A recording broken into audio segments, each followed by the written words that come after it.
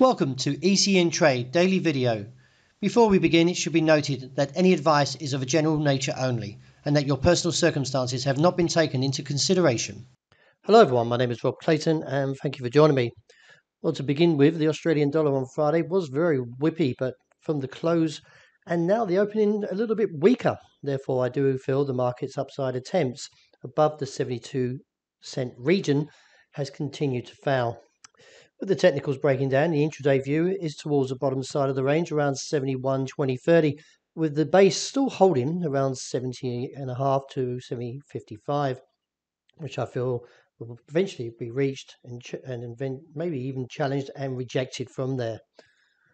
The euro still remains somewhat negative as the market gap's lower this morning. In light of the pattern, I'm still looking down towards 111, which could eventually move to the broader target, which is around 107.50. As I feel the dollar index, which measures the greenback strength against a basket of 6 major currencies, still can potentially rise, especially into next month, with all eyes on the US Federal Reserve potentially hiking rates anywhere from 25 to 50 basis points. The dollar yen back to the top side of the range, around 115.60, 70, or even a little bit higher, maybe towards 116.15, 35 area. Still, the market has never been able to sustain above this level, and I do feel there will be a bearish challenge or an ambush, and therefore I expect the market drop back towards the bottom side of the range. Still, at this present time, with the doji that's long-legged, that is, for an indecisive call, that could see a little bit whippy and then eventually foul and drop back towards the bottom side of the range. I haven't had much of a view for sterling, even though there's much talk into March that there will be another rate hike from the Bank of England.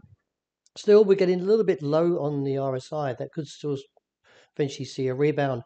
I'm holding neutral, and I have done since Friday, as I feel the market will be a little bit wary as it could slide back towards the bottom side of the range around 131.60. That's a big call, I know, but the market could easily see another heavy candle like before and then rebounding. Market reached its downside objective of 198.50 on Friday and respected it. In light of the pattern, I feel we've seen the base now for now, that is for the short term, and could see a recovery or some profit taking after these 5 heavy candles. Should expect to see that base around 198.50 hold and just see a short-term rise.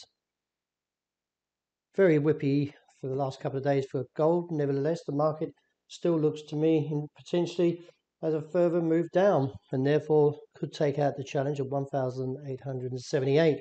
If seen, would expose the region of 1,844, which I'm in favour of, as the bearish divergence has finally overcome the bullish attempt, and now the candles are getting a little bit heavy as we go into a new week. And like oil, the downside target still holds towards potentially of $86 a barrel and reassess from there. I would like to see a little bit more break to the downside under the region of around 90.5, but still nevertheless from the current pattern and that blow off top could see the market slide for the start of this week. That wraps it for the morning, but please keep an eye out for the intraday report and also the end of the day wrap